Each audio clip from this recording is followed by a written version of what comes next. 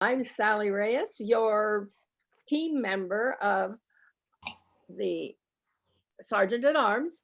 And please take out your phones and set it to silent. Please help me welcome the president of Leaders Worldwide. She is the co-sponsor and assistant D director. She is also a distinguished Toastmaster, general intuitive, Cynthia Stott. Take it away, Cynthia. Thank you. Great. Thanks, Sally. Welcome everyone to Leaders Worldwide. We're so excited. We have an amazing panel today that's going to be talking about women creating the future. We have some amazing women that are on the panel. You'll hear about them a little bit later. We mentioned earlier that we have the Division D International Speech Contest on Thursday, and Isaac Ford is our representative. Woohoo, Isaac! Everybody can join and cheer him on Thursday. Awesome. So without further ado, we are going to welcome some of our guests.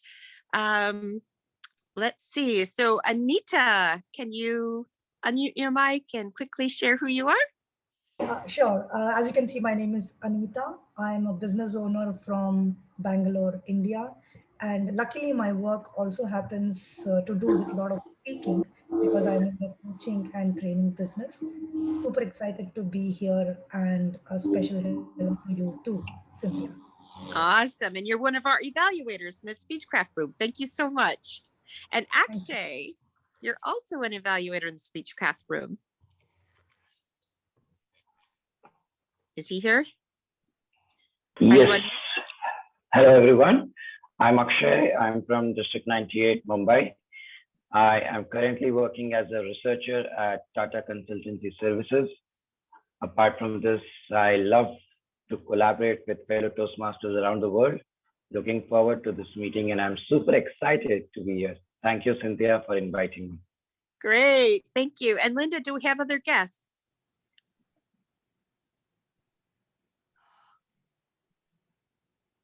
Or Curtis? Tanya's a guest. She's a panelist.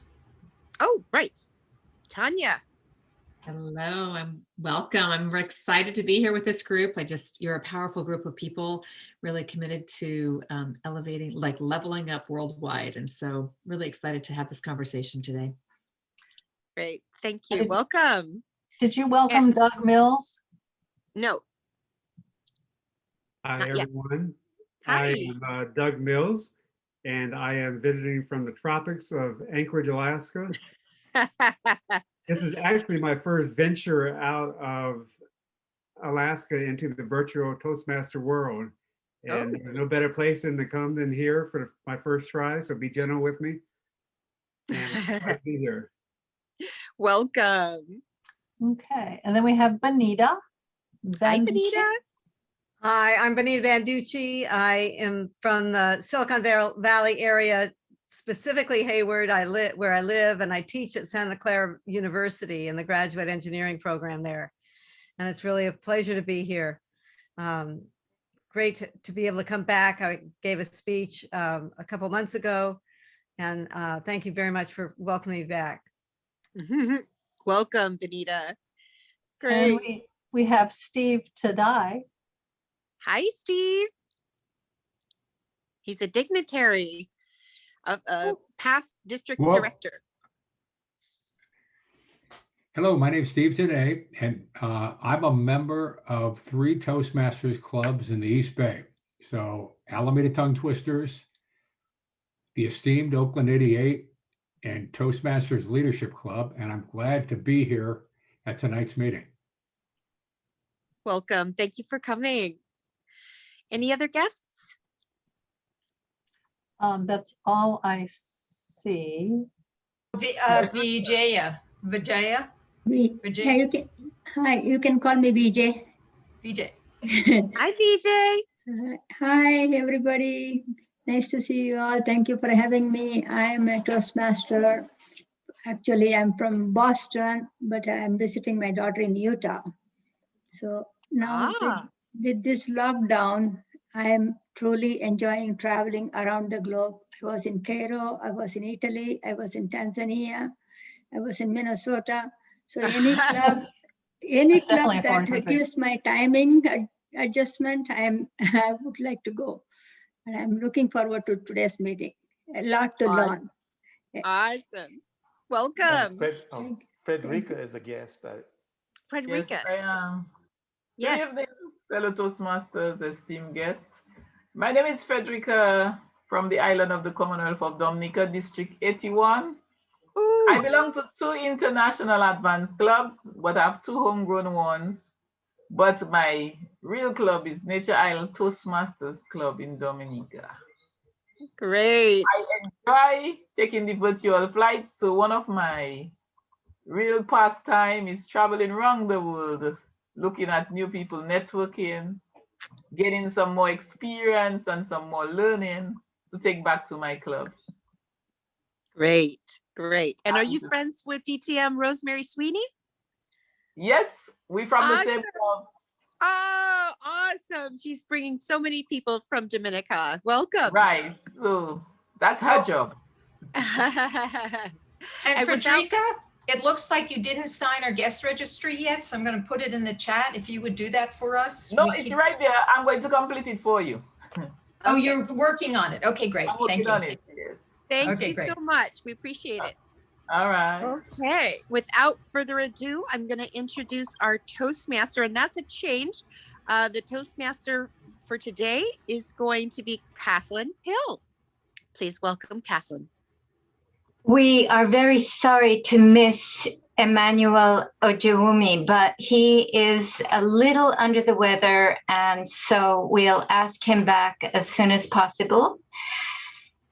To this meeting, we have a double theme. It's Women's History Month and World Speech Day. The 15th of March is World Speech Day. It's just 5 years old, created to recognize that the spoken word brings clarity of thought, something we can really use at these times. Combine that with the celebration of women's contribution, a very fine thing. Let us now bring Kadisha Curry in as General Evaluator. Kadisha. Thank you, Madam Toastmaster Catherine Phil. As General Evaluator for the meeting, I will observe the meeting, make notes, and offer reports and general comments at the end of the meeting. In addition, I have a team who will be assisting me in these duties for the meeting.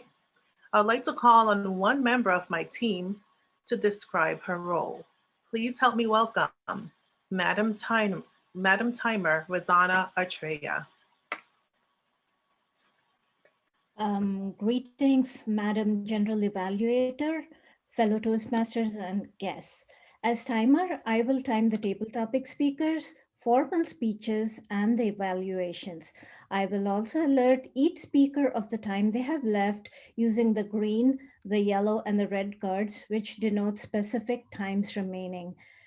Table topic speakers should limit their remarks to no more than 2 minutes.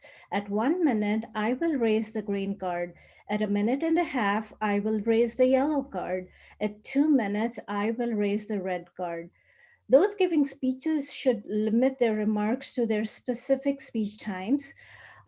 We don't have an icebreaker speech in the main session, so I'll skip that. But the other speeches today are 5 to 7 minutes in length. And at 5 minutes, I will raise the green card. At 6 minutes, I will raise the yellow card. And at 7 minutes, I will raise the red card. The individual evaluations should be between 2 and 3 minutes. At 2 minutes, I will raise the green card. At 2.5 minutes, I will raise the yellow card. And at 3 minutes, I will raise the red card. Thank you, Madam General Evaluator.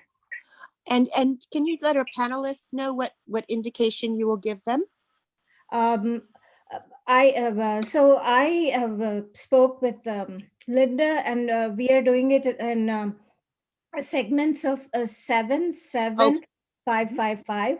So I will be timing the first two as 5 to 7 minutes and the next three as 3 to 5 minutes. Okay, great. Okay, thank you. Thank you, Madam Timer. My team and I will return later in the meeting to conduct the evaluation portion. Over to you, Madam Toastmaster. And let us bring Sandra Lee Edwards in as the master leader to give us a leadership moment. Sandra Edwards.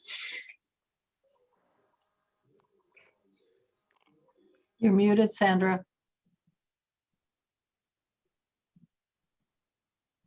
Oh, thank you. Thank you so much. So life is pure adventure. And the sooner we realize that, the quicker we will be able to treat life as art. Isn't that great? Yes.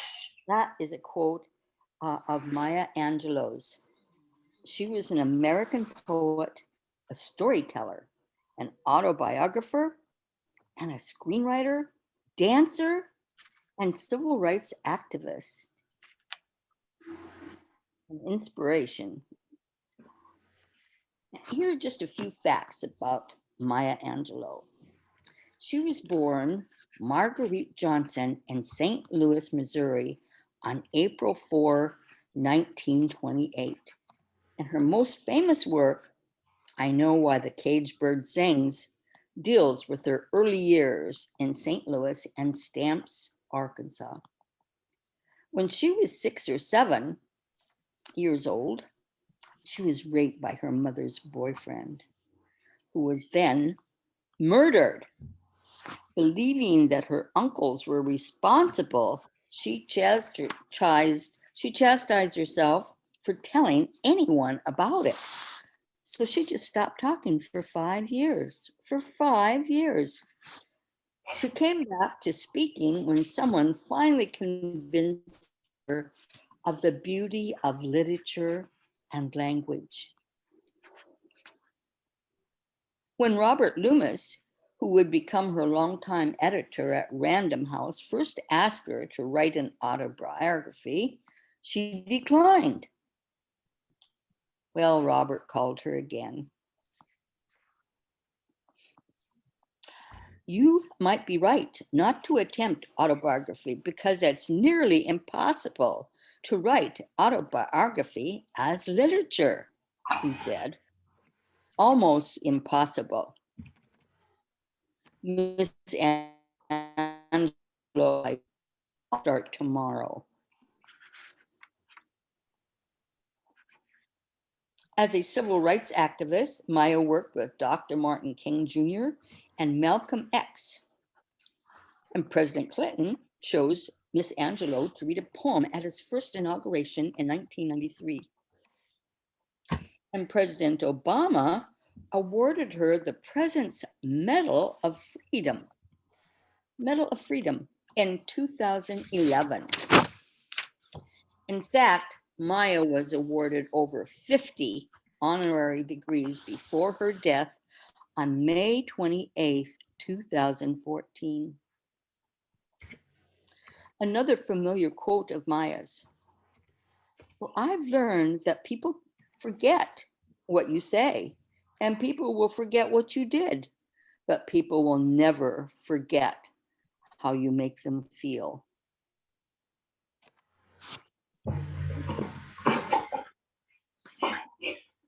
Now, in keeping with our theme to demonstrate the benefit of women's eloquence, we bring Linda Patton to lead the panel discussion. Thank you, Sandra.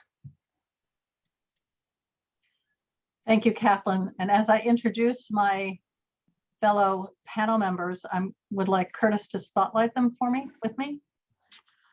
The first is Bonita Banducci. Her entrepreneurial experience and her original research for a major tech company on what is the contribution women make could be the strategic advantage in a global marketplace. Inspired and developed her gender competence work.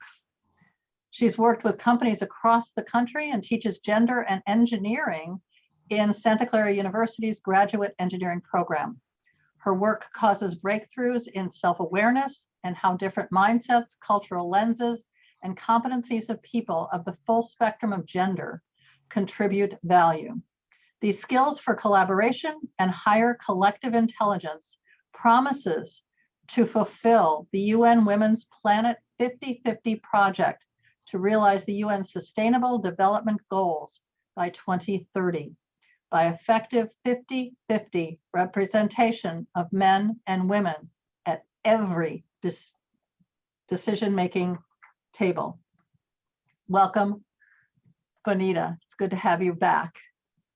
Our second panelist is Michelle Toney, one of our own, the math and money genius, a former vice president at a regional finance company headquartered in San Francisco and now teaches statistics as an adjunct professor at San Francisco State University.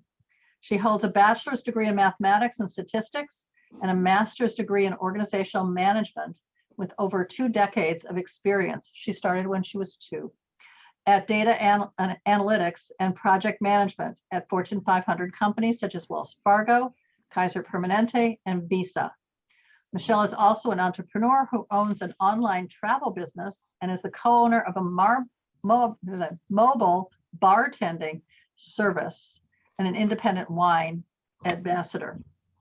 Welcome, Michelle.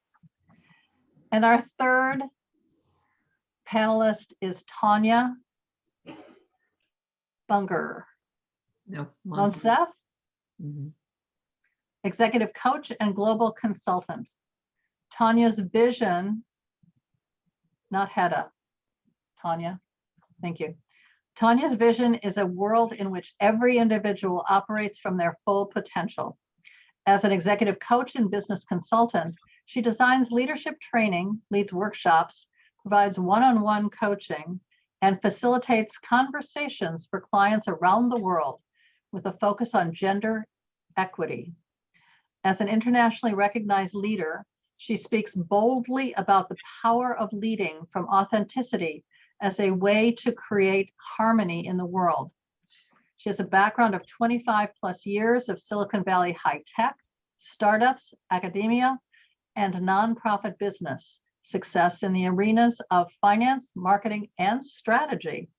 She thrives when working with individuals, teams, and organizations to build highly collaborative work environments that achieve high impact results with an emphasis on startups.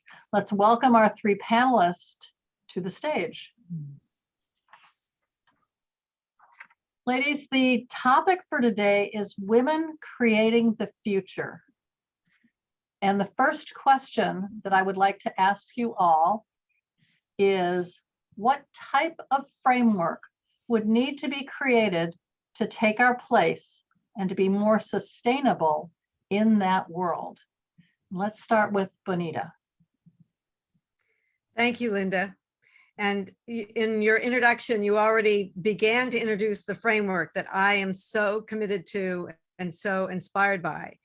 UN Women have declared that we have these fabulous 17 sustainable development goals, including ending hunger, the life on land and life in the ocean, and ending poverty, and great education, health, and prosperity. Not numerous goals that are just so beautiful, and yet their commitment is, they have said that the only way we're going to get there is through 50/50 partnership of men and women at every decision-making table. And that's my focus. You know, I think there are a number of focuses, and I know Michelle and Tanya have others that they'll be talking about, but my focus is really being expressed about the contributions, what I call the relational competencies, like being a fire preventer, not just a firefighter. I mean, we need firefighters, but preventers actually have a whole systems view and are working at preventing fires.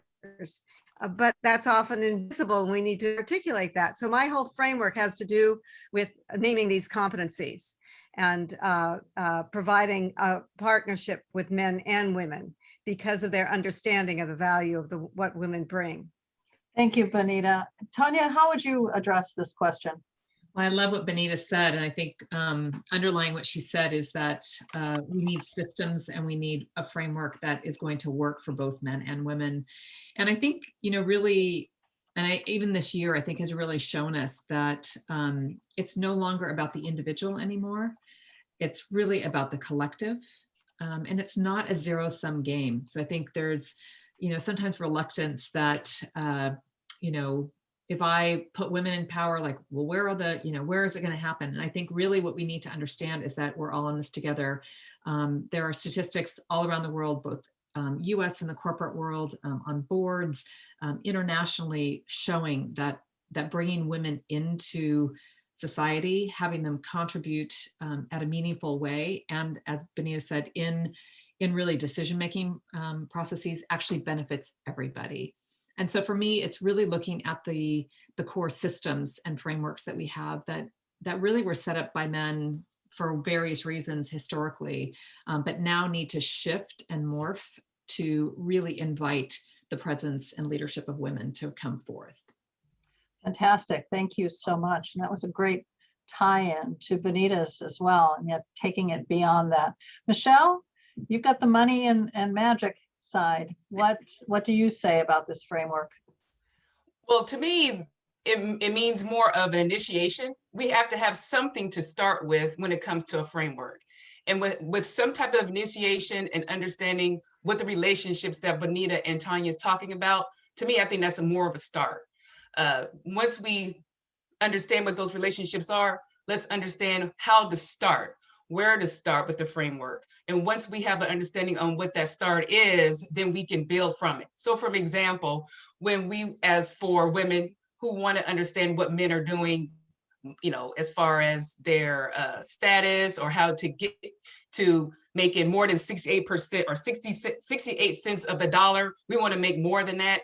We have to understand how we should start and work our way to make that framework. Because if we don't have anything to start with, then we won't have anything to work with in the first place. So to me, starting with a relationship, just like Bonita and Tanya saying, from that, start with some type of framework and understanding how to get to where those men are, and then work with those relationships with those men. But again, to me, starting something, initiating it, and moving forward, and keep it moving until we get to that framework and get to that goal. Ladies, anything you want to add to that? We still have a few minutes on this question. Yeah, I think what Michelle said is really great about, observing men, so to speak. I think one of the things I think that men do really well is they support each other, right? They kind of are tapped into networks. And I think there's a lot that women can do to learn from kind of that kind of idea, right? Like really being fierce advocates for each other, really supporting each other. When a woman reaches out to you and says, hey, could you introduce me somewhere? Like, say yes. I mean, you don't have to jump through hoops. They don't have to be, the best person. I mean, there's all kinds of stats showing that men will apply for jobs if, they have 60% of the qualifications, and women will wait to make sure they have 100 or more. So, really supporting women, I think is one of those ways that we can do that. And to Michelle's point, right, really watching how men historically have done this. And at least taking that first step. That's kind of where when I say initiating, taking that first step, because as women, most of us kind of sit in the background, watch, instead of just making that leap into the pool. Instead of putting that toe in the pool, put the whole body in there and get wet and see what happens. And then we can go forward on what to do with the framework. So I wanted to add that on there too, Tanya. Go ahead, Bonita, if you have anything. Yeah, for me, it's again, articulating, naming the competencies that women bring.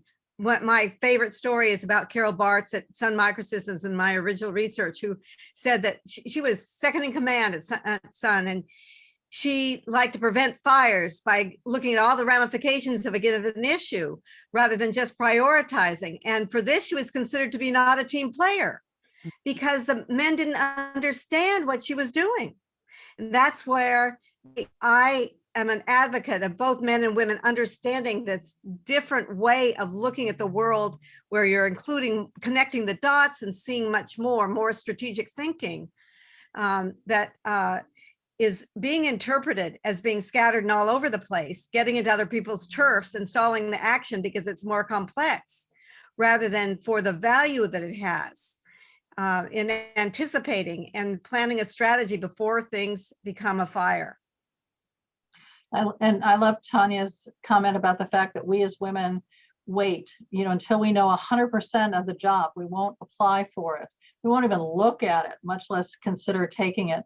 The other thing I think we do is we wait. We think everyone should know that we're perfect for that job. So we don't raise our hand when they say, who's ready to take this position? And then we're upset because nobody recognized us. And so I would ask the question, how do you get around that? But we're actually going to move on to the next question, which is, how are you empowering women to step into leadership in creating that structure and to flourish and thrive while making it happen? Let's start with Michelle. Well, with me, from my experience, I would give them the tools that I've basically used and I've learned from other people. And some of those skills is those communication skills. Some of us as women, unfortunately, like you said, Linda, are either intimidated or scared to voice our opinion on what we want and what we need.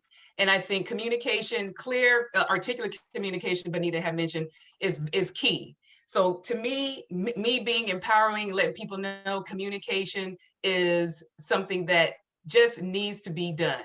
I mean, regardless if it's written, if it's oral, if it's on a video, something that's clear communication and letting people know this is what we want and this is how we want it. Because just like you said, Linda, yeah, we're sitting back here and we're waiting, but I don't have telepathy. I can't hear what you're thinking in your brain. So as women, we do, again, like I said, plunge into that pool and tell people what we want. It may not, and the communication that we may get back, it may not be something that we want to hear, but at least we voiced our wants and our opinions, so we can always assess on what is given back to us and figure out what we need to move to the next step. So to me, communication is a very powerful thing, and we need to use that to empower ourselves. Right. Bonita, how about you? Well, I'll just take the next step, giving you an example. I had a woman in one of my workshops, a few-hour workshop, and then afterwards she wanted to get a coaching session because her boss at a very big high-tech firm had delineated 5 special projects, and she wanted to make sure that she got in charge of one of those projects. So we spent time articulating what it was that she was providing: the fire prevention, the process, the getting in touch with a customer at a very deep level, what I call, customer focus, but it's differently interpreted by others. In any case, after a couple of weeks, I checked in with her to see if she got one of the projects. She was put in charge of all 5 because she was able to articulate what it was that she could bring. And I had another example of the same thing, a woman at a panel I was speaking at and talked about being fire preventers. And she came up to me afterwards and she said, just last week, my boss said he never hears about my projects. And I realized I'm a fire preventer. So he doesn't see what's going on. I have to tell him. I have to point it out to him. So that's my way of working with it. Okay. And Tanya. Thank you, Bonita. Tanya. So I'm looking at it actually on a 2-pronged approach. I think individually, as women, we have a lot of beliefs that we've been told. Those could be cultural constructs. They could be things from your religion. They could be things from your country, your family. It could be or education. It could be all different ways that you did that. And so I'm really supporting women in really shattering the belief systems that are holding them back, and allowing them to see a new way of leading and being in the world that really is empowering. A lot of that stems around worth and kind of, am I really worthy of that job? Or, can I really do it? Those kinds of things. The second thing that I think is really important, and I talked about it a little bit in the first question, is working on collective impact. And I think oftentimes we are all individually working alone. There's several people from Maharashtra on the call. I was working in Maharashtra for the last, I don't know, maybe two years on a Gates Foundation project where we did a collective impact project where we brought women together and asked what would be possible if instead of you focusing on your individual project or your company, what if you could collectively do something that's greater than individually? What could you accomplish that's greater than? And for me, I'm convinced now that this is the new model going forward. And for me, that's really how I'm empowering women, is to build these collectives of women working together and in partnership with men. It's not just women, really seeing what's possible in working in partnership on a larger scale. Bonita, you look like you have a response to Tanya. No, I agree with her completely. I agree with her completely, and that the ability to see what's the opportunity is for us to be working with men as well. And I am so impressed at how the research shows that I love Carnegie Mellon and MIT have done this research on collective intelligence. And what does a group provide? What is it about a group that provides a higher collective intelligence for complex problem solving? They were surprised to find it was the number of women in the group determined how high a collective intelligence there was. And they said it was because they read the mind through the eyes and they took turns. Well, I think it has a lot to do with the things that we're all talking about. These relational competencies, the confidence to work together and support each other, not just support, but like adamantly support each other. So that's what I wanted to add. Perfect. Michelle, any last comments on this? Oh, I'm sorry, Tanya, go ahead. I was going to just add to Bonita, like to me, it's even not just support, it's like almost sponsoring, right? It's like really being intentional to not just say, oh yeah, Bonita's great, but like really making a stand that I'm going to support Bonita or whoever it is that I'm working with. Michelle, any last comments on this question? No, I was going to say it is imperative to have those relationships. So when it is time to have that sponsor to come and support you and to bat for you, it's well needed. I mean, I had an example earlier today that I met. I've known a woman for about 3 or 4 years, and I had reached out to her for a favor, and within a minute, she started talking to one of her colleagues about a need that I'm seeking. So again, those communications, those relationships, it is very imperative to have, like you said, a sponsor. I love that word, a sponsor to, bat for you and support you on what you need. So I totally agree with the two ladies. Okay, fantastic. Now what we're going to do is ask each individual one question, and they get to answer it to the fullest extent of their capability. So we're going to start with Tanya. And your question was, what has your experience taught you about the unique contribution that women can make in creating the future? Thank you, Linda. So about 15 years ago, I started working in global leadership, specifically around women and empowering women around the world. And I've worked in the last 15 years, probably with about women from 50 countries. And I'm a first generation American. I come from an immigrant background, but I was raised in the U.S. And I used to think, well, what do I have in common with, somebody who, lives, I don't know, in Nigeria or Rwanda or wherever it is.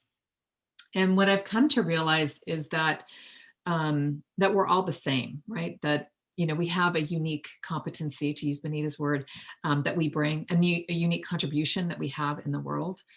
But ultimately, we all have the capacity to dream, to have a vision, and to bring our unique talent and gift forth in the world.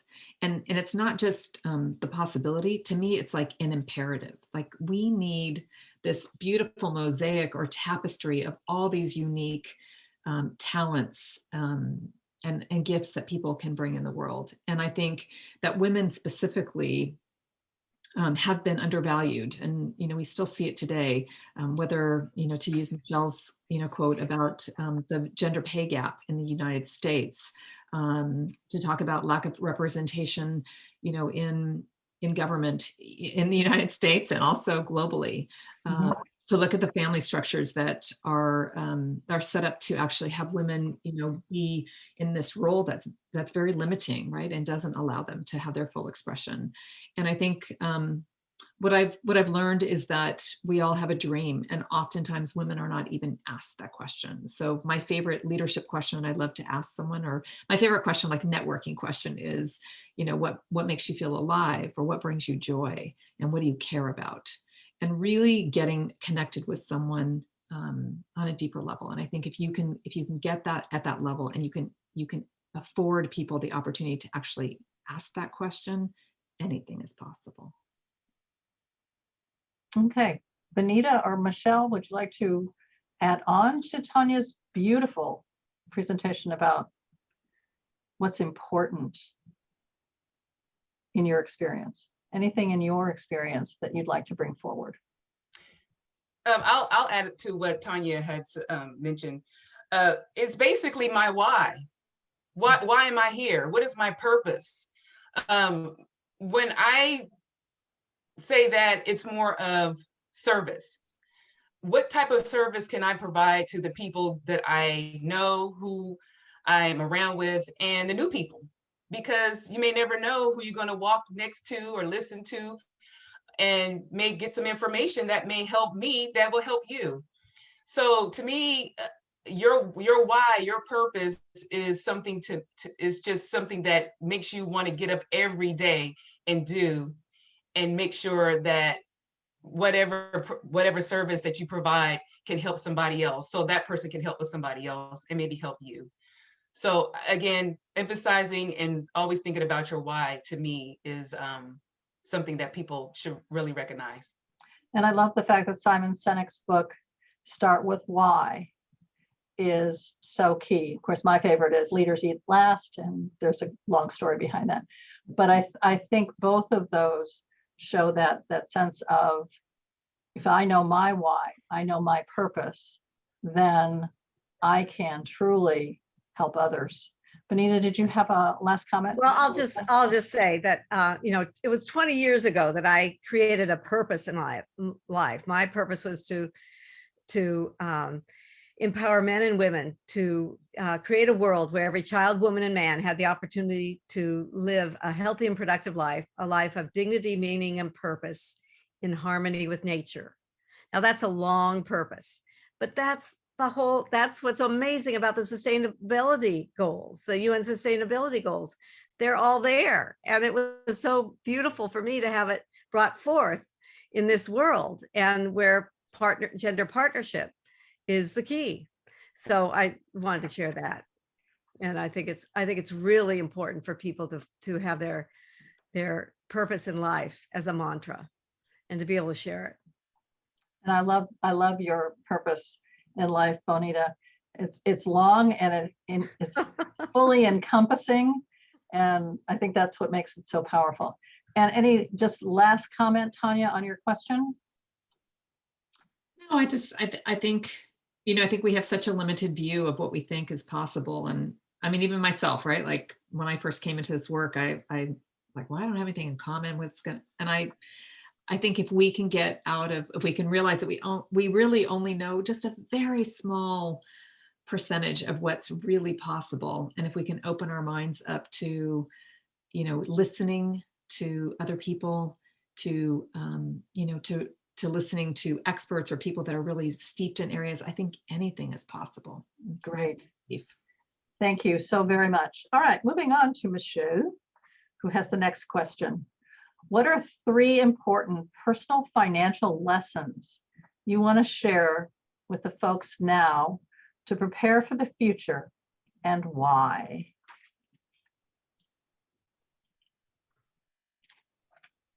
I'm on mute. Okay, here we go. Thank you, Linda. The reason why I wanted Linda to ask this question to me, and I'm sure it's going to hit other folks, is because, of course, being a woman and a woman of color, financial literacy wasn't really something that was taught to me growing up. I've seen it, heard it, but never actually been taught to me. So I decided myself that, again, it goes back to the why. My why is to serve and teach people math, make it simple on how to use their money. That's my why. Because me being a math genius, as Linda had mentioned in my intro, I had to apply it to something. And money is something that we all need. We can't get away from it. And math is something we all need. We can't get away with it. So putting those together is something that I wanted to share with people and to at least teach, or at least let them know these things are important. These two things are important. So the three things that I've mentioned is invest in yourself first. So when you do have money coming in, regardless of how much it is, it's up to you. You want to invest yourself first with your money, in addition to your time and the resources. And when you invest yourself first, that's when you're able to learn how to empower yourself as a person moving forward. And when I say invest in yourself, again, it could be money, it could be time, it could be resources, but you as a person want to learn and understand from other people. And that's where you as a person, if you're a cook or a teacher, or you want to be an astronaut, sit down and talk to those people. Literally sit down and talk to those people. Ask them questions. They love that. Be a mentee. I'm 50 years old and I'm a mentee, and I am also a mentor. You will always be a mentee until the day you die. So that's why I'm saying invest in your time for yourself so you can go ahead and reach your why, whatever that why is. So that's one. When it comes to quality and time, that's something where the literacy comes into play, where you need to understand it for yourself, because my time and money could be different from the time and money for you. However, we do need to know the basics. We need to know the basics on money, like income versus expenses.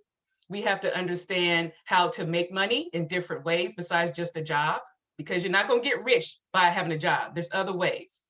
Also, you need to understand when you learn your addition, subtraction, multiplication, division, you are applying that to your money in everyday use. So using the quality of time and money is very important out of those three. And the last one is financial literacy in general. Women as ourselves, most of the time who have significant others, we allow that significant other to take care of the money and the bills. And then unfortunately, some of those significant others may pass away, or they may remove themselves from the home. And the woman is left with the money situation. And again, it's unfortunate that some women have no idea how to manage their money. So with me, I am a person that will help and be able to share with you, again, just the simple stuff. You don't need to understand, you know, the Fortune 500 and the S&P and all that. You just need to understand everyday finances so you can live like no one else, so you can give like no one else in the future. And that's where I am here to at least share with you that in the future, or what we're trying to provide with you a framework, the basic details when it comes to math and money. So those are three things that I want to share with you all when it comes to preparing for the future in money, is invest in yourself first. The quality of taking time and money so you'll understand, and also just have your basic financial literacy. It will help you in the long run, although again, you don't need to know all the jargon. Just understanding the basics can get you from where you want to go. And again, although this is kind of like a bonus, like I mentioned before, always sit next to an expert on what you want to do.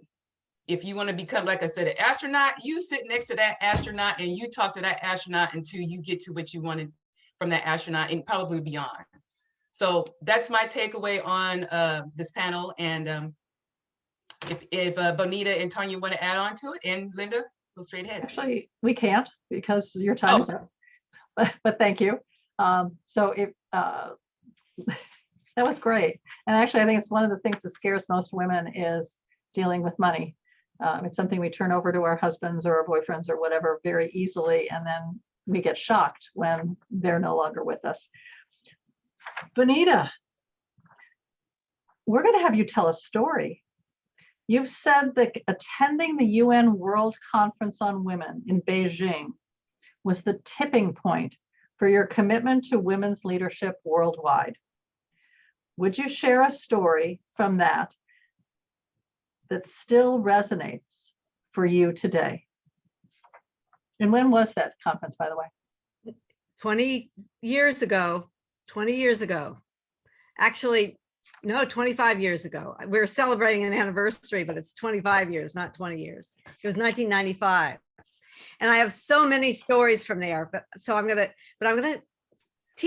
share with you the story I shared recently, which I thought wouldn't have that much of an impact, but I think it's really a neat story. And I couldn't believe the response that I got from some friends from Cameroon and Cote d'Ivoire, some friends from Africa, because they do come from a more traditional culture. What happened was I was giving a workshop on how women in business can be partners with women in development for global development, which that alone has a story about the whole, at that time, business was seen as the enemy of development, the exploiter rather than a partner. So that was a big deal. And after I gave the workshop, this young student from China, young woman, came up to me, and they were not allowed in the workshops. That would have been too risky. But she came up to me and she said, "What did you teach? What did you teach?" And I thought, how am I going to teach what I'm teaching just across cultures succinctly to this obviously very enthusiastic young woman? And then I quickly flashed back. Before we went to the conference, the day before, we went on tour to the hidden city, and there were these two, there are a number of palaces, and the tour guide pointed out these two statues in front of one of the palaces, two lions, and said, "Tell me which one is the mother and which one is the father, or which one is the mother and which one's the woman and which one's the man." And, we looked at their faces, and we looked at, couldn't figure it out. And he said, "Look at their hand, where they have their hands." And one had their hand on the globe, and one had its hand on a baby lion.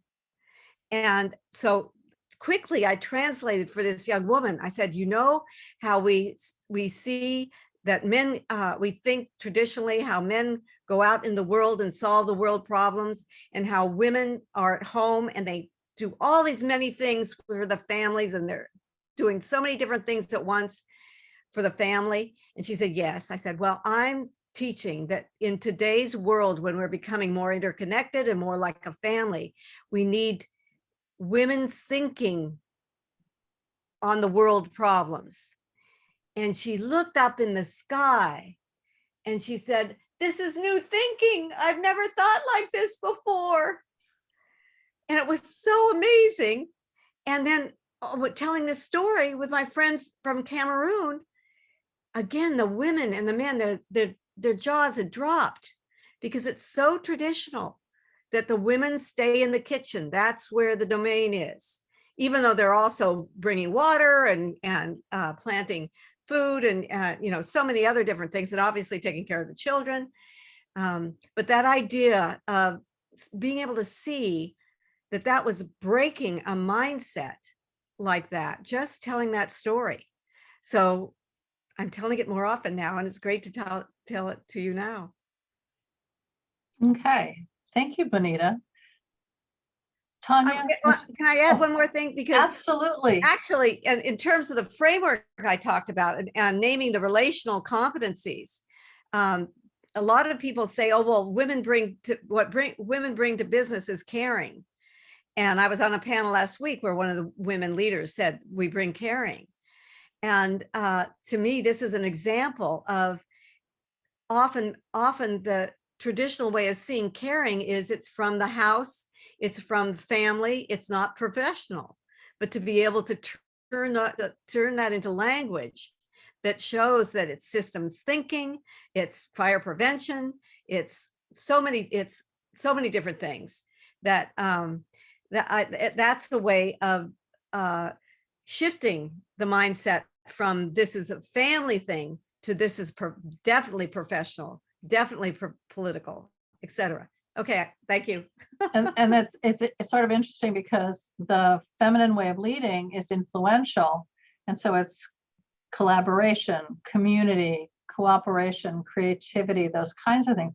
But when we look at what the woman does at home, I mean, she's a household engineer, and she has so many of the same positions that you'd have in a business, but we don't often see that that way. Ladies, I'd like to thank you so very much for your contribution to the panel. Your insights were impressive, and I want to thank you so very much for being here.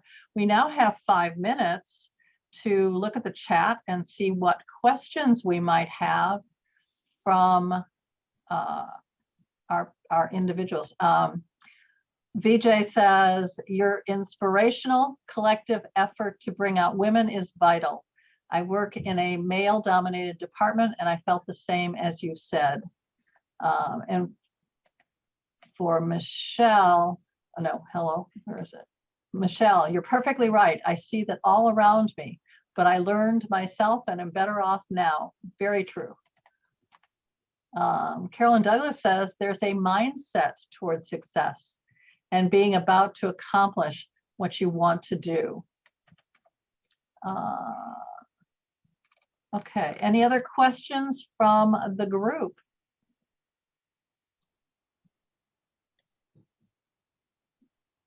You can put them in the chat. You have these 3 experts in women's leadership. Ask them whatever you're curious about. Bonita, yes, I answered my interview questions and answered bringing the talents and skills of women. I got the job in 1994. So good. Great. Yeah. Kimmy Avery says, what are your next levels of projects? Well, Bonita? for me, I've been asked to write a curriculum for the Markula Center for Ethics for Santa Clara University, which I'm just really thrilled about, because in the context of fulfilling the Sustainable Development Goals. So I'm really thrilled to be able to do something that I can really share with the world. I'm supposed to be writing a book too, but somehow the Markula Center for Ethics is it's really an honor. Great, thank you. That is an honor. Tanya. I'm continuing to do work delivering programs specifically for women, building communities for women. So I have a couple of different ones. I put one in the chat if someone's interested in hearing more. And then I also teach at Santa Clara University. I teach in the business school, and I'm really trying to look at specifically climate action and how business actually can be leaders in finding solutions and tending to the earth in a way that we haven't done before. And then I also have another program that I'm working on conscientious capitalism, really looking at how do we build leaders who really exemplify bringing their competence, compassion to a workplace. Okay, Michelle, your next step. I've actually launched my coaching, financial coaching business. It's called, like I said, Math and Money Makeover, and I call myself the consumer math coach. So I've launched that. And in addition to that, which is the reason why I joined Toastmasters, is I will be a worldwide financial coach, and my help with Linda and Cynthia to get to where I need to go in that venture. So that's my main reason why I'm in Toastmasters, is to jumpstart that. So I would be a worldwide financial coach in the near future, but just launched it. So thank you, Linda. Thank you, Cynthia. You're welcome. And to wrap it up, I'm going to give you Carolyn Douglas's comment to us. I love, whoops, just went away. I love that this has been shared. Women have to lift each other and let go of competitiveness and be more collaborative. Please consider what we need to teach our daughters, like Greta Thunberg, to propel them to carry on what you start. Thank you for an excellent presentation. And Curtis says, I always find these discussions inspirational because various social groups have their own battles. And it's great to hear how leaders in these various groups progress their causes. While the topic was specific to women today, it can be applied to many other groups. Thank you. And I have one more and I have just a little bit of time left. What should we include in education to ensure that the next generation boys to men practice equality with girls to women on a regular practice? Give me one. We're at the yellow. Bonita, one thing that we should educate them on. We should educate them on being able to play angel's advocate as well as devil's advocate. Okay. I've had people leave engineering and leave their companies and leave engineering because of devil's advocate, whereas women, the more relational people, which can include men, like to build ideas and create, and that's the collaboration we keep talking about, but we don't realize how devil's advocate can kill that off, and there are other means. Okay, Tanya, I think one thing to teach them. I think the best thing is by example. So for those of you that are men or have brothers, is to actually show them what's possible. I think leading by example is the easiest. Okay, and Michelle, one quick thing. Men should teach their wives, daughters, anybody from the family and their co-workers who are women. Same thing, just teach them, share the love. Thank you all so very, very much. Can we have a round of applause for our panelists? Thank you, ladies. This has been delightful and I so appreciate your time. I'm going to turn it back to Madam Toastmaster. Thank you.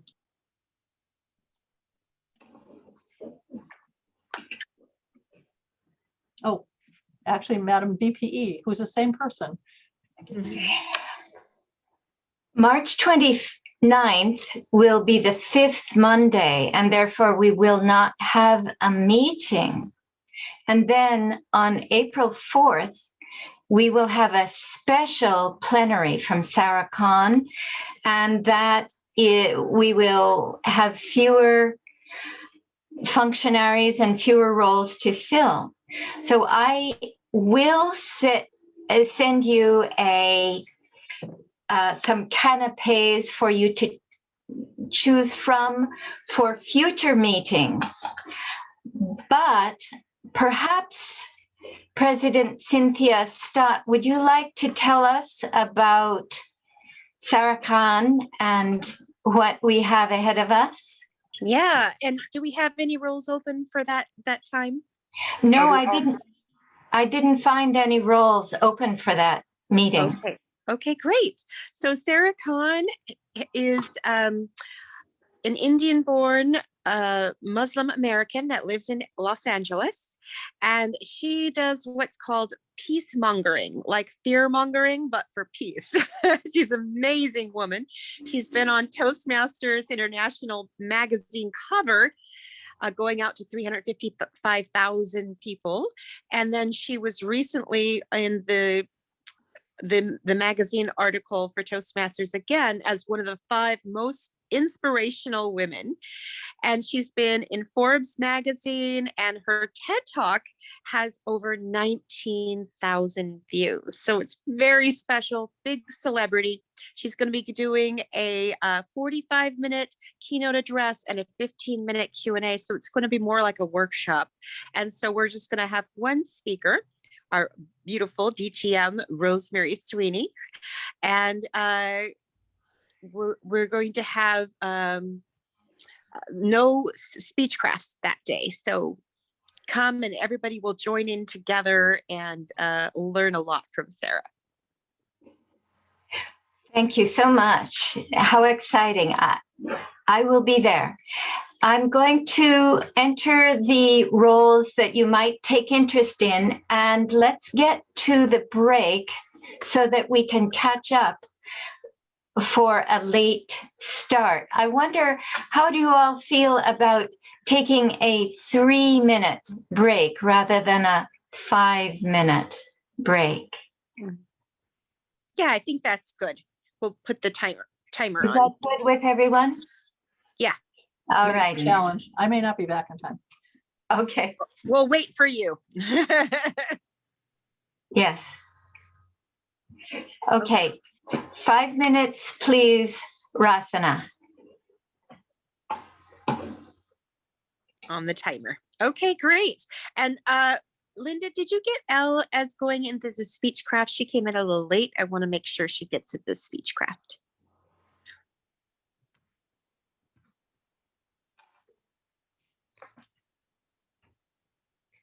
Is Linda there, or did she already go away? She's running off to make the best use of her break. Okay.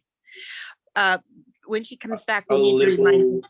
Yeah, I'll label L so that she As L1. Yes. Okay. So do you have all the people for the speechcraft room labeled as L1?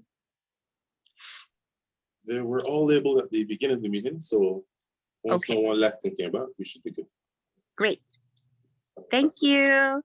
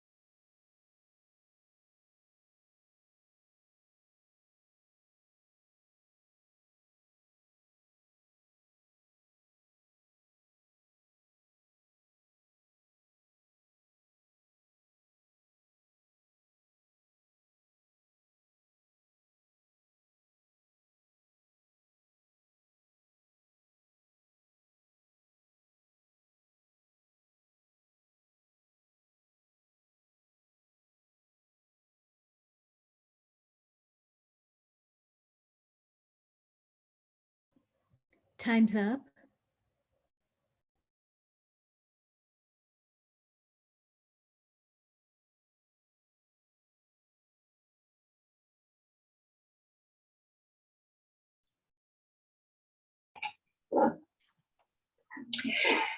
Thank you, Rasana, for your wonderful service. We all feel so comfortable in your hands.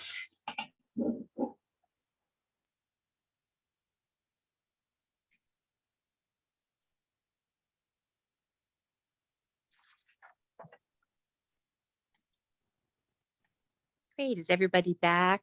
I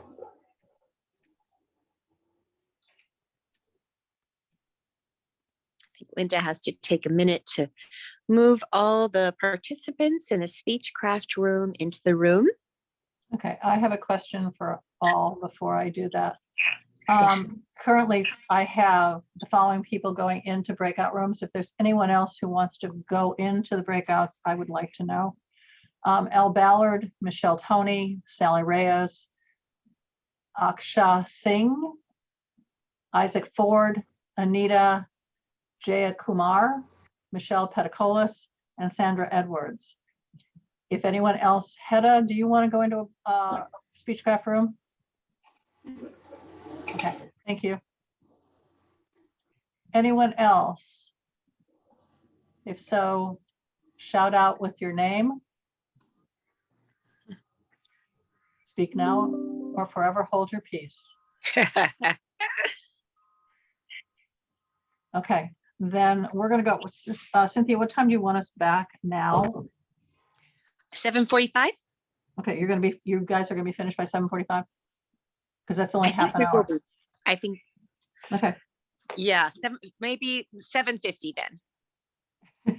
7:50. Why don't we shoot for 7:45? If we run over, we'll be back no later than 7:50. Okay, we'll try to be quick. Okay. Thank you. Bye. Thank you. Bye. And Curtis, if you can only spotlight me, I've got the timer pinned.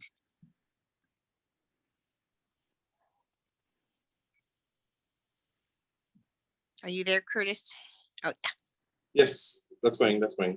And just confirming that everyone is in their rooms. Okay.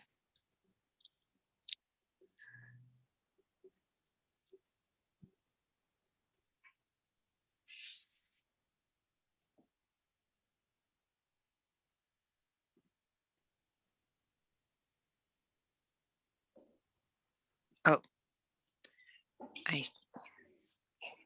Oh, oops. I guess her unpinning happened. Let's see. Ah, there, that's fine. She's pinned and I'm spotlighted, right? I will re-spotlight you now. Oh.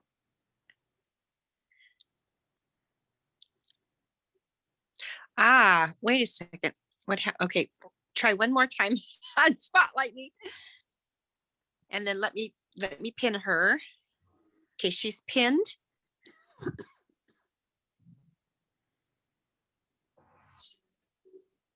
Oh, it knocks me out. Okay, well, that's fine. It's fine how it is. I can see. I just changed my screen. And our wonderful, exceptional evaluator is going to introduce our speaker, Christine Robinson, our evaluator. Thank you, Madam Toastmaster.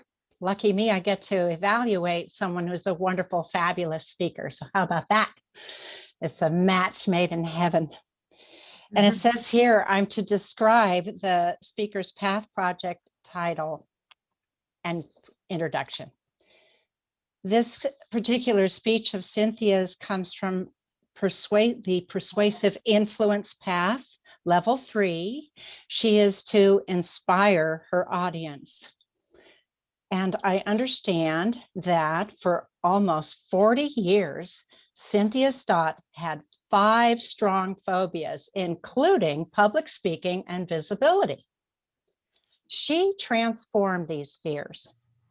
Now she has taught public speaking to people on 5 continents and has a social media tribe of over 30,000 followers in more than 140 countries. Please welcome Cynthia Stott. Speak, speak, Cynthia Stott. The only reason to speak is to change the world. That's what John F. Kennedy said. And when you teach people to speak their truth, to share their message, then you can change the world exponentially. I was so glad when I figured this out, because when I was a child, I was told the world's in trouble and you need to help. And I had no idea what I could do, especially because I was a scaredy cat. I was afraid of everything, including speaking and visibility and spiders. But I transformed those. And when I started working at the Federal Reserve Bank in San Francisco in 1994, I first found out about Toastmasters, but it took me 13 years to set foot in a Toastmasters club, even as a guest. And then it took me another 13 years to get my Distinguished Toastmaster Award. So I've been at this for 26 years. First avoiding and then going toward. The reason I changed my mind about Toastmasters was because I had a calling laid on my heart that was so strong. And literally the first words out of my mouth were, I better get to Toastmasters. I knew I needed to speak. I didn't know I needed to teach other people to speak as well. See, back in college, when I spoke, I would shake, my whole body would shake, and my lips would do that quivery thing, and I would turn not only red, purple. And one time I saw that big black screen coming down, and I thought, Cynthia, free! Have you ever been that frightened? Have you ever been that challenged by speaking? Well, I have found out that your people, the people you're meant to serve most, are actually waiting for you and praying for you. You are the answer to their prayers. Someone else may do what you do, quote, do what you do, but no one does it the way you do it. And you are specifically designed with your purpose to meet the people that you are meant to serve. It's like a coin on two sides, heads and tails. If you have a calling that's been laid on your heart, then you definitely have people who are calling for you. And they may be even praying for you.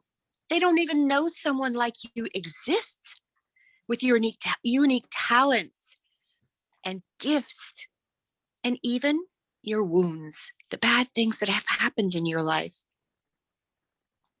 But your people are definitely waiting for you. Now, I believe that when we follow our heart and we tap into our passion, that we change the world. Maybe not the world, but at least our world.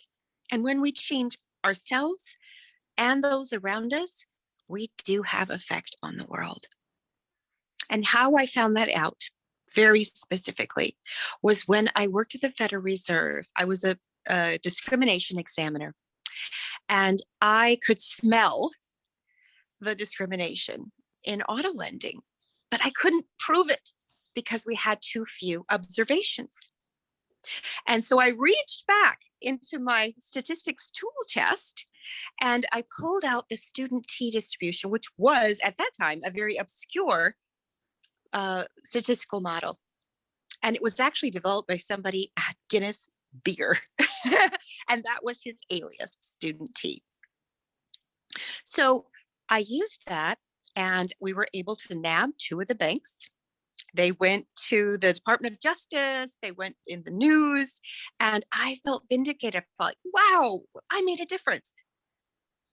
Well, fast forward, we're 10 years, and I was having dinner with my client in Los Angeles. And she worked for the, she was a lawyer who worked for the auto industry. And she said, that was you that changed all that? You changed the way that banks and auto dealerships do business across the country. And then when I had dinner with my friend and her son who was going into college, I said, that he was going to become a statistician. I asked him, do you know about the student T distribution? And what I heard, I almost fell off my chair. He said, you mean the one that's used in match pair analysis for auto discrimination in auto lending? They used my spreadsheet to teach his AP class in high school about statistics, and it inspired him to be a statistician. So if you are following your heart, you're going to change the world, even if it's just your world. And you may not find out ever, or it may take you 10 years like it took me. But I want to let you know that your people, the people who need you most, that need your message most, they're waiting for you and praying for you. And when I've been doing my 4 elements of world championship speech, we've been focusing on vulnerability. And we have been seeing that that is the key that helps your people to see you and hear you and feel you. Your people are waiting for you.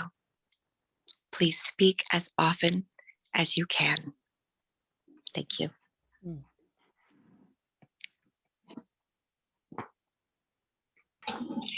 And while we gush and step forward, Rasana, may we have a minute of silence, please?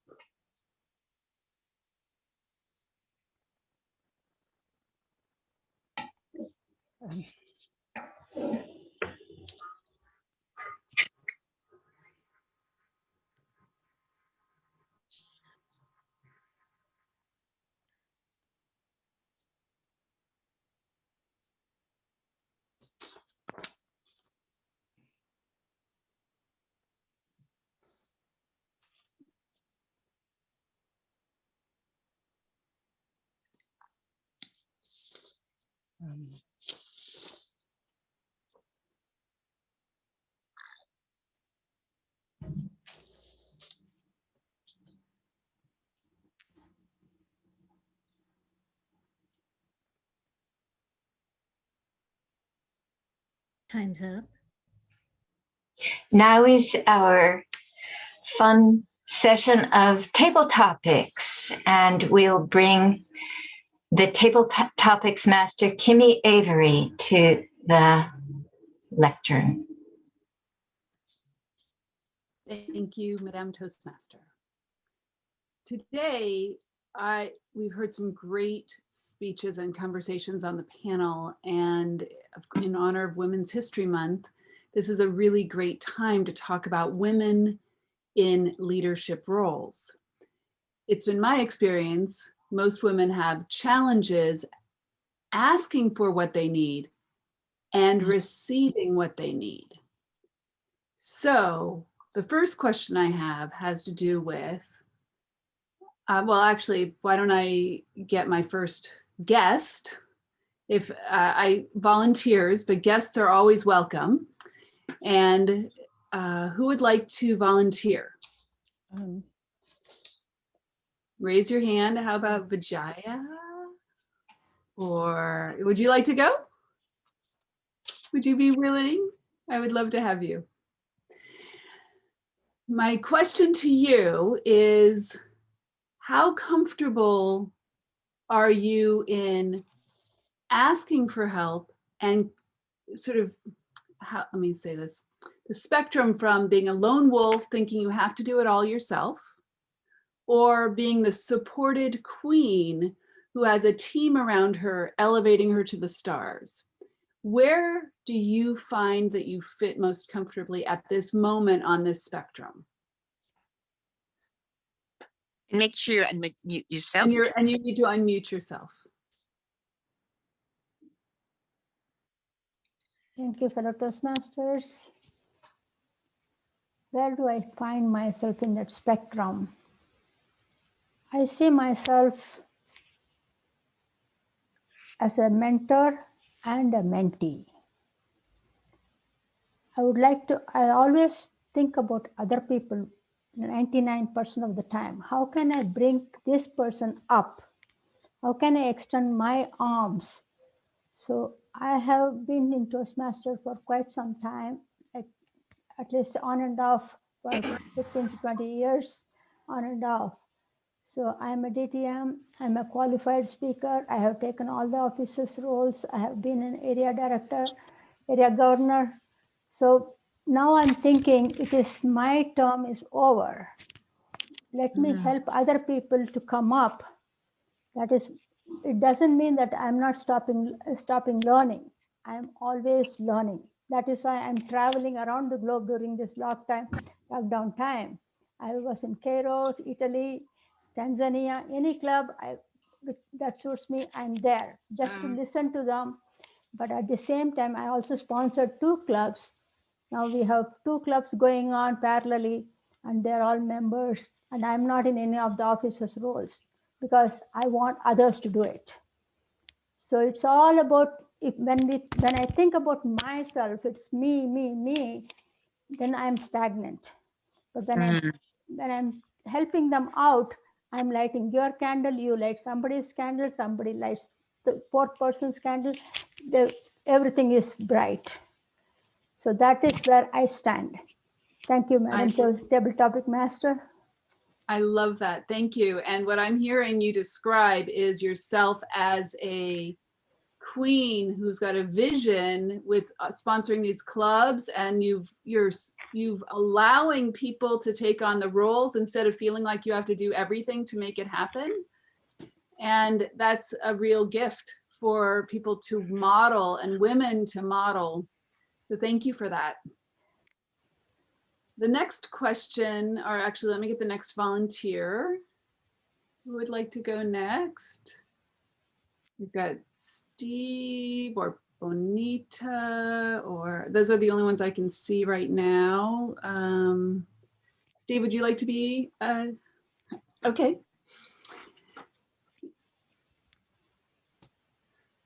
In terms of leadership and being a visionary and sharing your message with the world, how comfortable do you feel allowing yourself to be supported, or do you feel like you need to do it all yourself? That's a good question, Kimmy. I actually went through that process a few years ago. I had a district leadership position to where I was responsible for finding a team that would put on the district conference. We had a conference, we had a fall conference, and it scared the heck out of me because we were expecting 250 to 300 people. And there's no way one person can handle a project with that many people. And the funny part of it is I knew what the goal or what the theme would be. It would be jump out of your comfort zone. So here I was telling everybody to jump out of their comfort zone, and I was suffocating myself in my own comfort zone and trying to figure out how to pick a team. And I would ask people, I would say, hey, would you be the conference chair? Oh, I don't know. It's a little bit too much. I don't think I can handle that. Would you be the conference chair? it's a little, I've got this stuff going at work. I don't think I can handle that. So what I ended up by doing was just filling roles. Would you handle reservations? Oh yeah, I can do that. Then 2 people came up to me and said, I'll handle the educational program. I'll bring in the speakers. Oh, okay, good. Will you handle the facilities? Just make sure there's enough tables and microphones and all that stuff. Yeah. So we got that. And then we would have these conference calls every 2 weeks. And everybody was doing their job. And what was great was at the beginning, I thought I had to know everything, but I didn't, because maybe Valerie, who was in the education program, didn't know something, but Stacy, who was a contest chair, might know something but even though that wasn't her job, she has a background in that. So people would contribute. And that team was just amazing. We had an unbelievable conference, and I learned how to just turn people loose. So it was a really growth experience for me. I love that. Thank you. I love that, in that you learn the distinction between asking for or sort of say, would you want to do this, to just inviting people to the role and then supporting them in doing that and getting out of the way so that they could use their mastery. I think that's really beautiful. Thank you. You're welcome. So who would love to be the third table topics speaker? I see a big smile on Annetta's face. Oh, okay. Annetta? Okay, great. Hi, you are radiating. Oh my gosh. Okay, so you've got to unmute yourself. You have already done that. So my question to you I'm going to go back to the first one because I think it's, again, what a lot of times women leaders struggle with.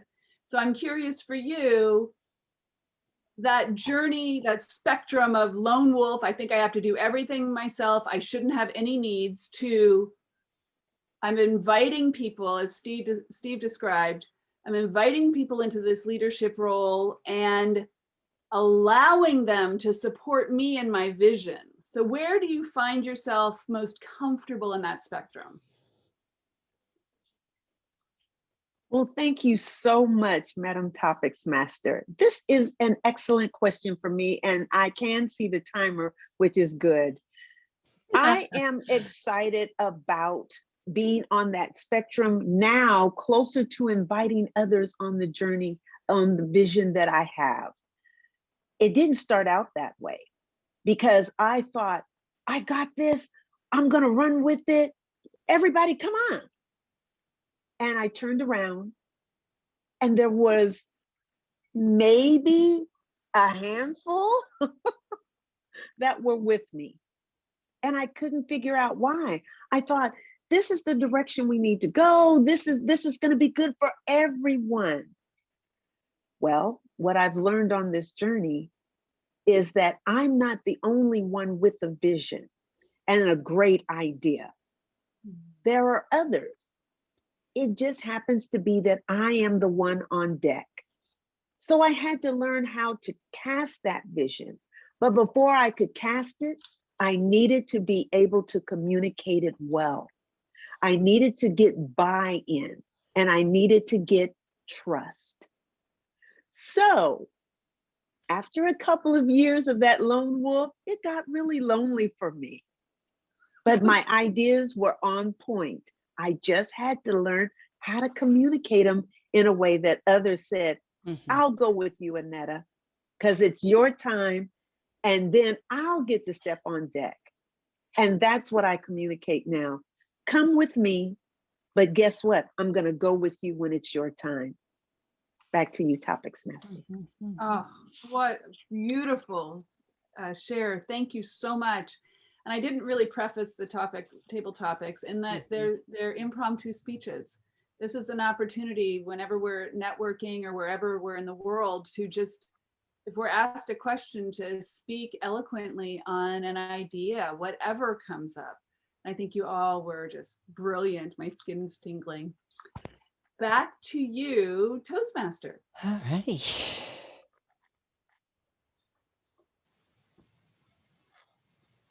on now to Khadisha Curry, our general evaluator. Thank you, Madam Toastmaster, fellow Toastmasters and guests. This is the evaluation portion of our meeting. We will hear a speech evaluation, the timer's report, and my general evaluation of the meeting.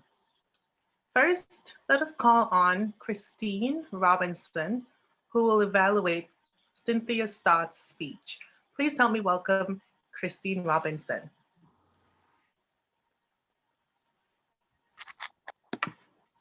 Thank you very much, Madam General Evaluator. Welcome to our speakers this evening and newcomers, guests, and especially Cynthia.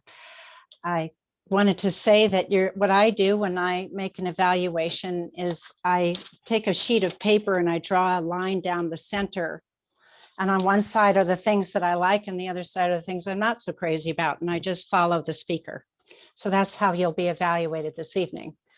I loved your opening. The only reason to speak is to change the world. And you said it, that was Kennedy that had that quote. It was just a real drop into why you were talking to us tonight. There was no doubt in my mind that you were going to talk about speaking, and this was a huge opening.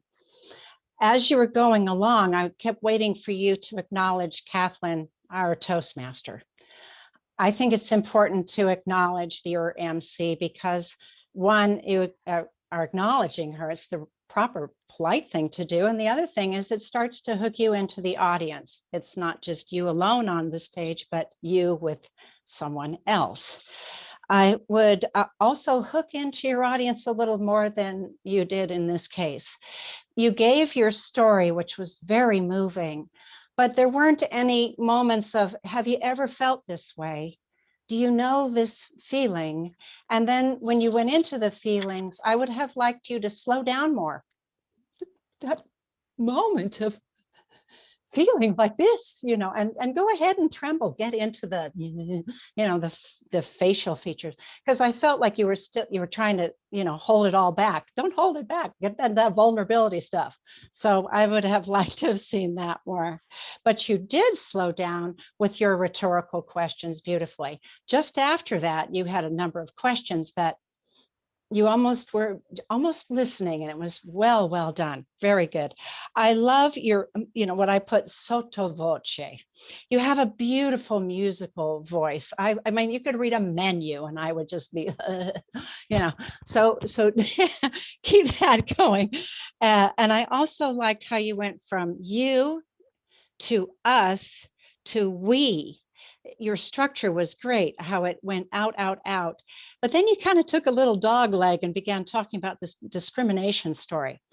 I would like to have shortened that up so that I wasn't going, well, gee, why are we listening to this? You were telling us how we, and then all of a sudden, and by the way, I'd had this boss, okay. So I would have opened that up. Well, actually, I would have shortened that down. And then you mentioned vulnerability in that portion. And I would like you to have expressed more about vulnerability to us, because that's something that's key to you. I know it is, and I'd certainly like to learn more. We don't thank our audience. A strong ending would have been better. Yeah, people are waiting for you, Madam Toastmaster. So, Madam General Evaluator.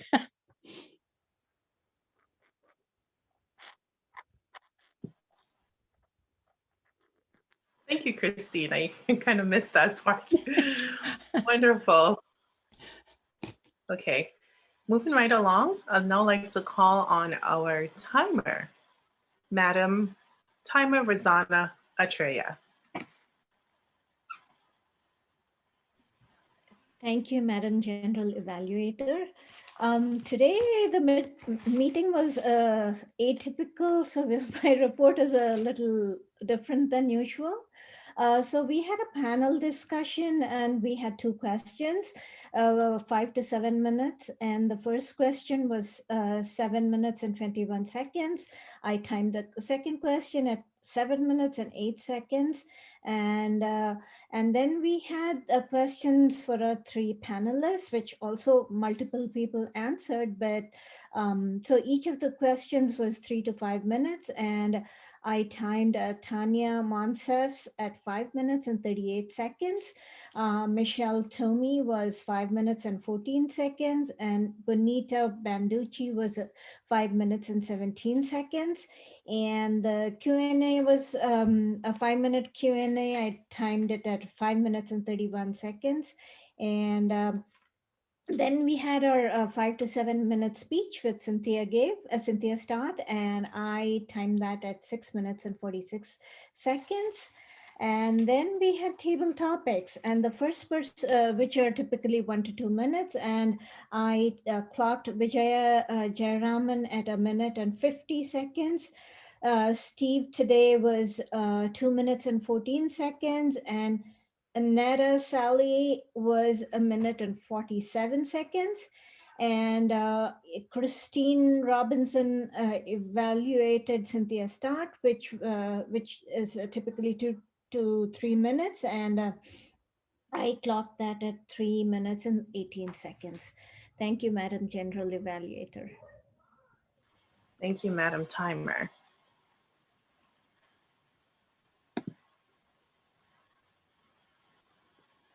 Now I will give my evaluation of the meeting as the general evaluator. Congratulations to everyone who contributed to the success of our meeting. Even though we started 9 minutes late, we picked up momentum once we started and kept the energy going from start to end. Well done to everyone, either as a role player or a benevolent audience member. Congratulations to the panelists, Bonita Banducci, Michelle Tomei, and Tanya Monsef, as well as our facilitator, Linda Patton. I thoroughly enjoyed the rich conversation the ladies provided about women empowerment. It was riveting and powerfully inspiring. They provided a lot of useful information and a lot of food for thought as well.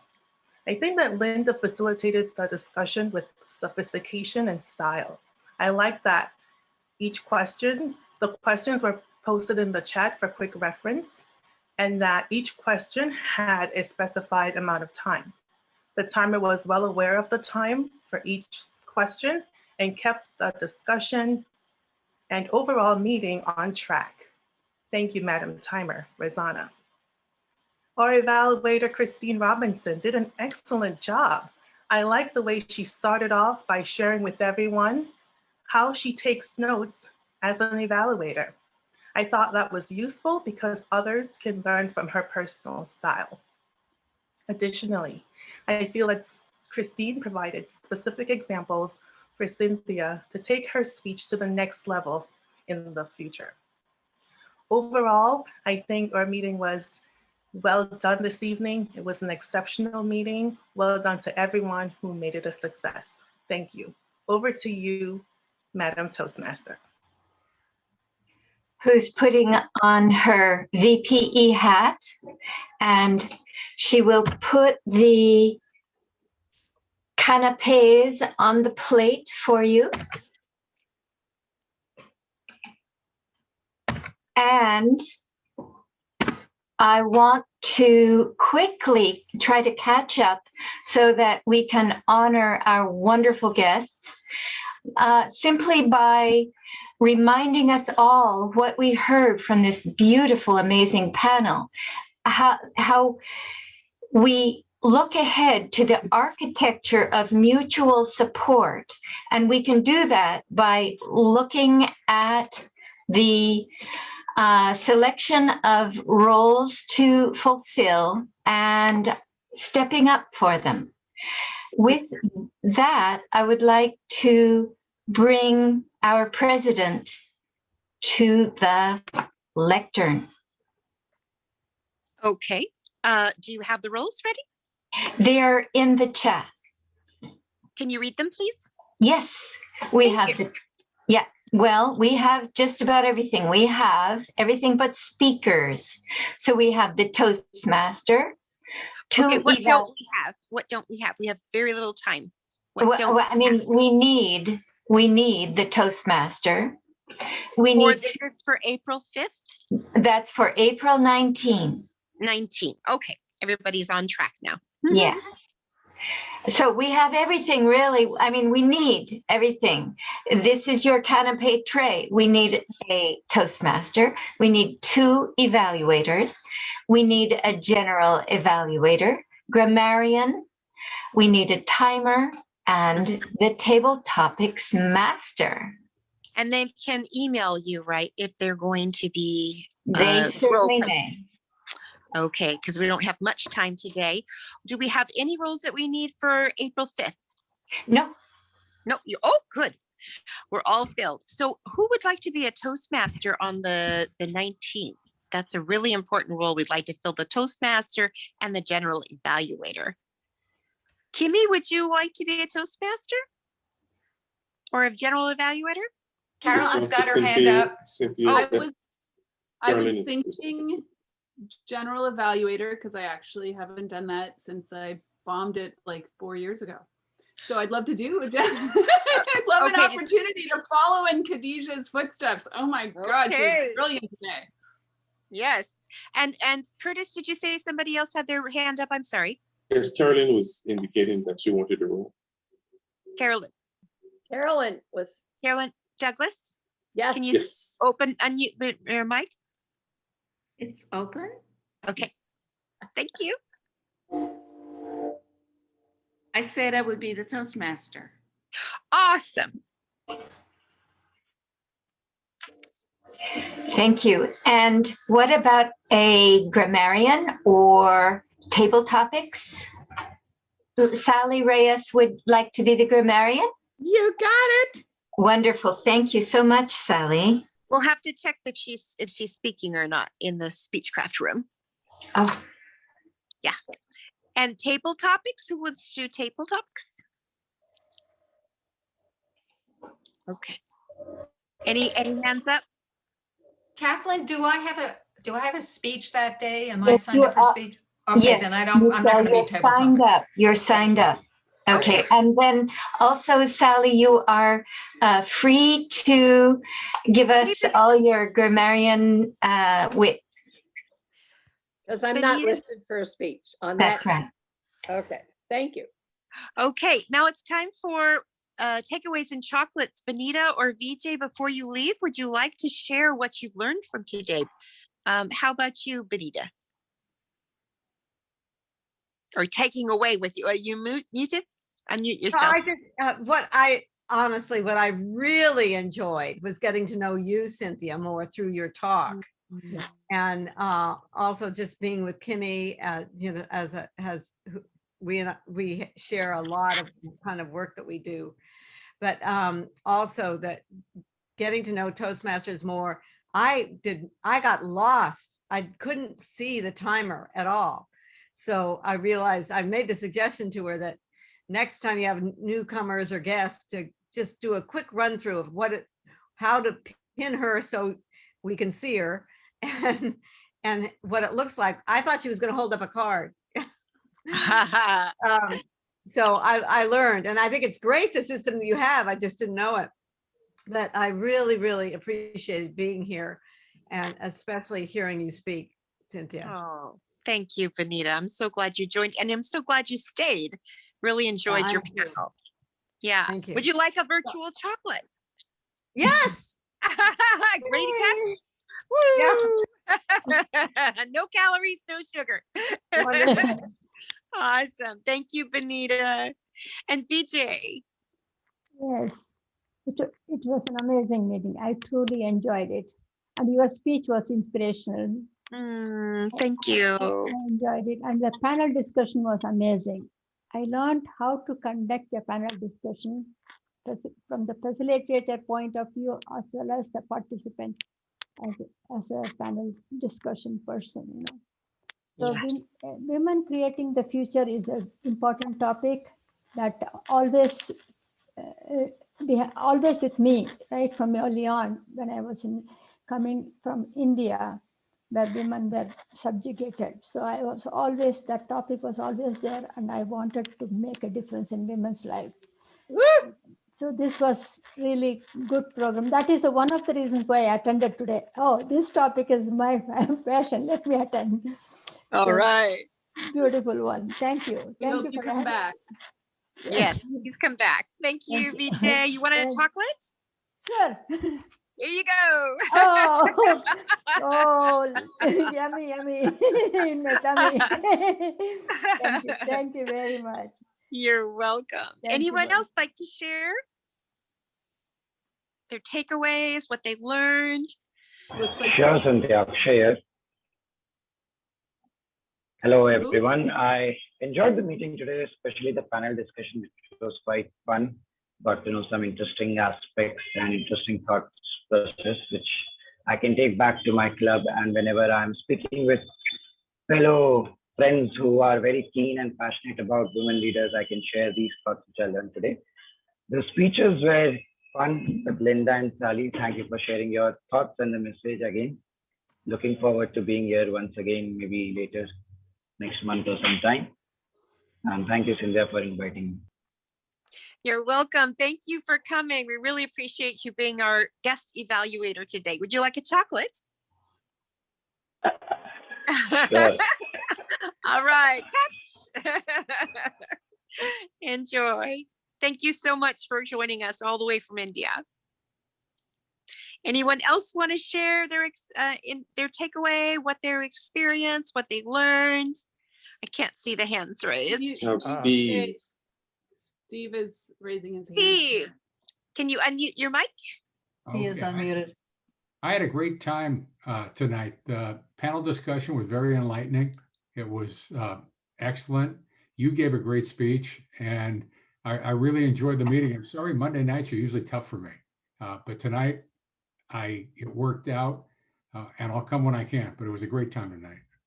Awesome. We meet in the afternoon also, alternating weeks. So next week, the 22nd, we're meeting at 10:45 a.m. to 1 p.m. That's so that we can be in different time zones around the world. So Okay, maybe you sounds can good. come at lunchtime next time. And We'll then, see. Yeah. Great. Thank you so much for coming, Steve, and for sharing your insights. Would Oh, you like you're a welcome. chocolate? I'd love one. There you go. Thank you. Awesome. And anyone else? So that was one of the announcements, was that we, the 5th Monday, we're silent. We don't meet. So the 29th, we're not going to meet. And the next meeting is the March 22nd in the afternoon. And then the division contest is on Thursday evening at 6:30 to 8:30 p.m. Anybody else with their hands raised with a, yes, Bonita. I just had to add, since this is Women's History Month, I mean, we gave this panel, it was great to be able to do this, but one thing that wasn't mentioned is the power and the importance of the women of color that are coming into leadership in this country and in the world. And I just think it's extraordinary. I mean, let's face it, what Stacey Abrams and her colleagues did in Georgia has altered the course of our history in this country, which I know this is political, but I have to acknowledge. And that's one thing that wasn't mentioned, and it needs to be mentioned. So more than Kamala mentioned. Harris. Pardon me? Kamala Harris. Oh, as our absolutely, Vice Kamala Harris. President. Yes. Amazing. More Who to I've come. always admired because of her head and her heart, the combination, head and heart, Kamala Harris. Okay, that's my thing. Thank you. You want another chocolate? Yeah. Here you go. Why not? No calories. We have time for one last one. Is anybody raising their hands? I can't see. Well, I'll say something, Cynthia. I have to agree with everyone. This was one of the most amazing panels that I have sat and listened to. And I'm hoping, since it was recorded, that this whole panel discussion can be taken out and put on YouTube, Facebook. This has to be shared. This was really very well done, really good, thought-provoking. It makes the heart smile. Oh, Carolyn, thank you. Thank you. You're welcome. Yes, thank Wow. you. Thank you, Carolyn. That was great feedback. And Michelle, would you, Carolyn, would you like a chocolate? No, I'm going to get the real one. All right. All right. And Michelle, do you want to share briefly? Oh, me? Yeah. I mean, if anything, I want to thank both you and Linda for just asking me to be on the panel. It was a great experience to meet both the other two ladies, and hopefully I shared my experience, and hopefully it was an eye opener, and hopefully other people can also share theirs so I could learn from it. So to me, I also learned as well as shared. So again, thank you very much for this opportunity. And just like Carolyn, please, yeah, share it with everybody. I would like that. Michelle, thanks. It was great being with you. And I wanted you to know that my mother had me take bookkeeping and business law when I was in high school. There and you go. Changed the course of my career to be able to be an entrepreneur. So you're so wise. Thank you. No problem. You want a chocolate? Yes, please. Woo! Here you go. Thank you. You're welcome. Thank you so much for being on the panel and for sharing and for being here and for being one of our charter members. We just really value you and your presence. Thank you so much. And everybody have a wonderful night or day if you're in India. Thank you so much for joining us. Bye-bye for now. Bye. Thank you. Great meeting, everybody. Thank you. Thank you. Great Bye. panel discussion. Thank you.